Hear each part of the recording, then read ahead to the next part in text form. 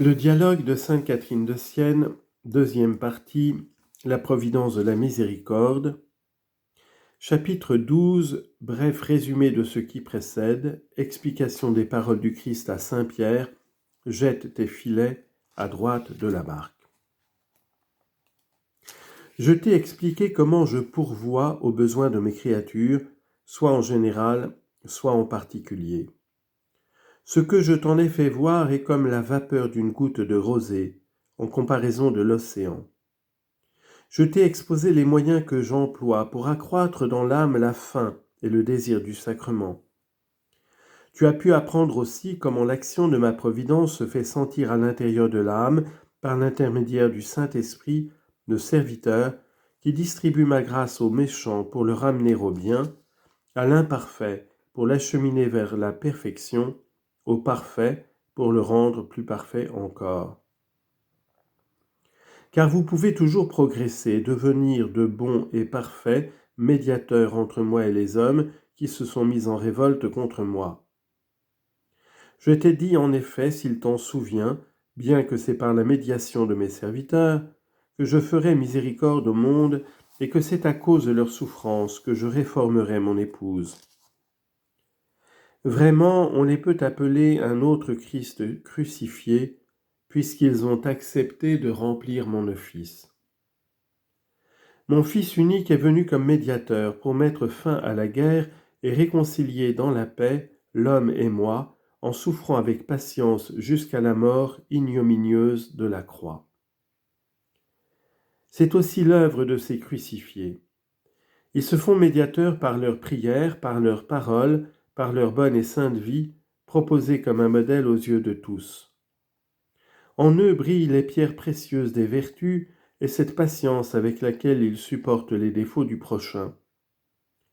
Ce sont là les amorces auxquelles ils prennent les âmes. Ils lancent le filet, non de la main gauche, mais de la main droite, comme le disait ma vérité à Pierre et aux autres disciples après la résurrection. La main gauche, c'est-à-dire l'amour-propre, est morte chez eux, mais la main droite est vivante. Elle est ce vrai et pur amour, cette douce et divine dilection avec laquelle ils jettent le filet du saint désir, en moi, l'océan de paix.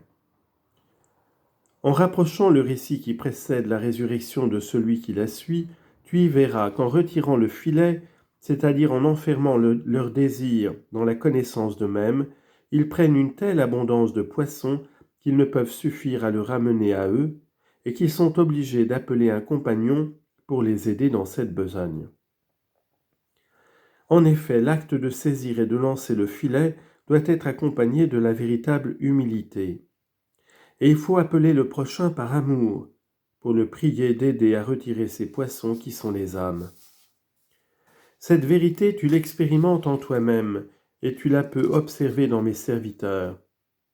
Si lourd est le poids de ces âmes qu'ils enferment dans le filet de leur saint désir, qu'ils crient au secours. Ils voudraient que toutes les créatures raisonnables accourussent à leur aide et vinssent prêter à leur propre insuffisance l'assistance de leur humilité.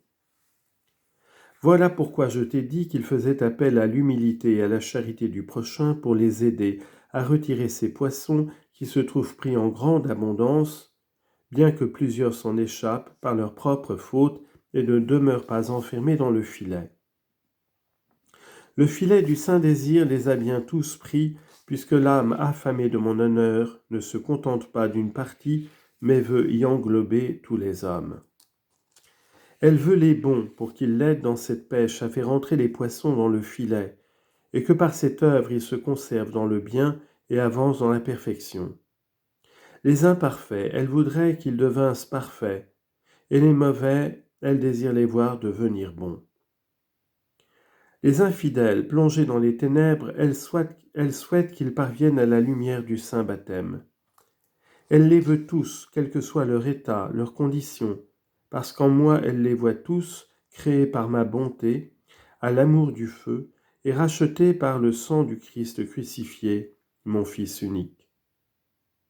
Tous sont donc pris dans le filet de son saint désir, mais beaucoup s'en échappent, comme je te l'ai dit, qui se privent de la grâce par leur faute, ou qui, comme les infidèles et les autres, demeurent dans le péché mortel.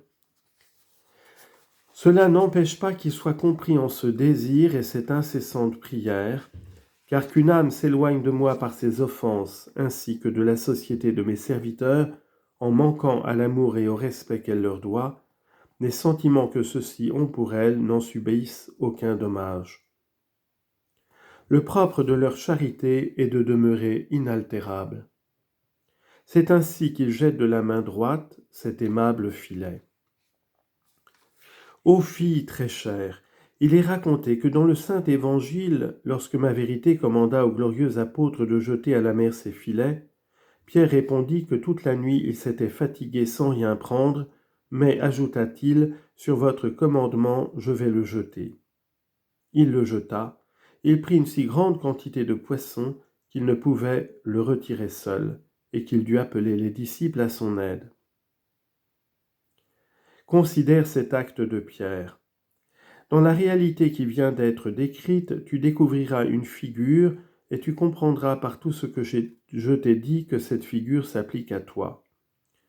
Car sache-le bien, tous les mystères, toutes les actions accomplies en ce monde par ma vérité avec ses disciples ou en dehors des disciples étaient représentatifs de ce qui se passe dans l'intime de l'âme de mes serviteurs et chez tous les hommes. Vous pouvez retirer de tous ces faits un enseignement et une règle de vie, qu'on les médite à la lumière de la raison, et les esprits les plus grossiers comme les plus subtils, les intelligences vulgaires comme aussi les plus hautes peuvent en tirer profit, chacun peut en prendre sa part s'il le veut. Pierre, t'ai-je dit, au commandement du Verbe, jeta le filet. Il fut donc obéissant en croyant avec une foi vive qu'il prendrait du poisson, et il en prit en effet beaucoup, mais ce ne fut pas pendant la nuit.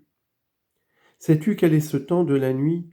C'est la nuit ténébreuse du péché mortel, où l'âme est privée de la lumière de la grâce. En cette nuit, elle ne saurait rien prendre, parce qu'elle jette le filet de son désir, non dans l'océan de vie, mais dans la mer morte, où elle ne trouve que la faute qui n'est pas quelque chose. Elle se fatigue en vain, tous ses efforts sont inutiles. Ceux qui s'imposent toutes ces peines se font les martyrs du démon, non du Christ crucifié. Mais quand le jour paraît, quand l'âme sort de la nuit du péché pour recouvrer la lumière de la grâce, elle retrouve du même coup dans son esprit le commandement de la loi que je lui ai donné, de jeter le filet à la parole de mon Fils, en m'aimant par-dessus toute chose et le prochain comme soi-même. Docile dès lors à la lumière de la foi, avec une ferme confiance, elle jette son filet sur sa parole en suivant la doctrine et les exemples de ce doux Verbe d'amour et de ses disciples. Comme son filet se remplit, et comment son filet se remplit, et quels sont ceux qui l'appellent à son aide, je te l'ai déjà dit et je n'y reviens plus.